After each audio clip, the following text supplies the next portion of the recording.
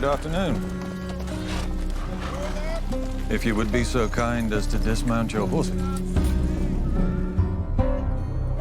The White Cloaks are a very interesting force in episode 2. We see that men have power in our world and are a threat, actually, to the Aes Sedai and our other characters. But you also see that people can have this really firm belief that what they're doing is right.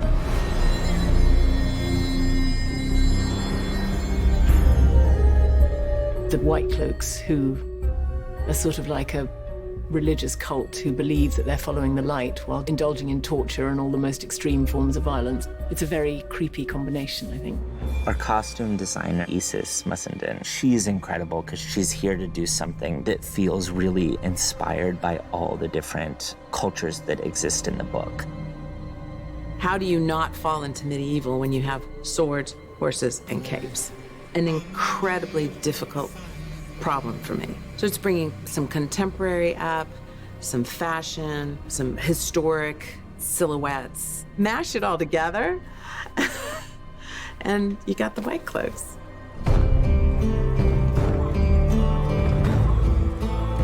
It's good to remember Manetheren. It's just a song. No idea who Manetheren is, anyway.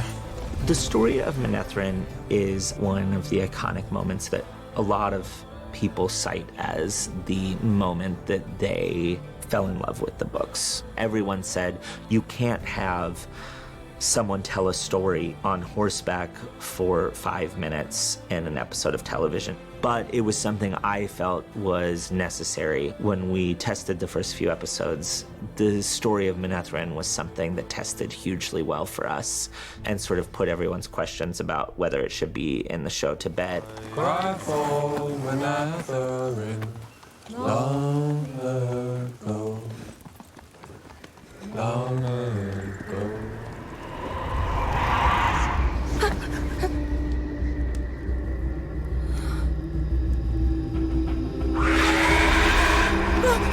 We have to move! Up!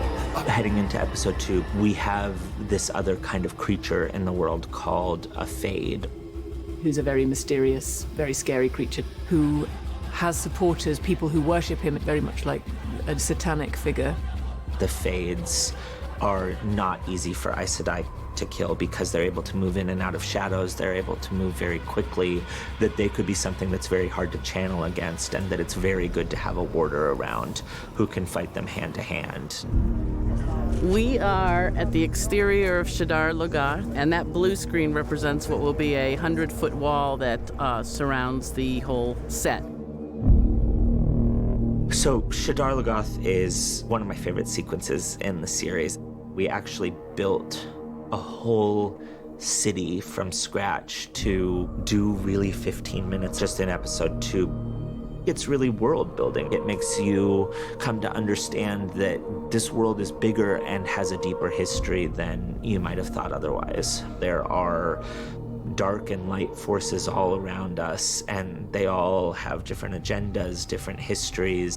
It's the idea of these places where the dark force has taken over, the sense that we are all prey to the force of evil. The darkness is everywhere, and this force of dark is palpable. You know, it's something that can actually get on your skin. Night falls in Shadar Logoth, and the shadows come out, and they start chasing our heroes out the city, and this is how they get split up. Episode 2 is very much about such a huge moment in the books. We have gone from being sort of like a singular journey show where all of our characters are moving together to all of our characters moving in different directions as we move into the rest of the season.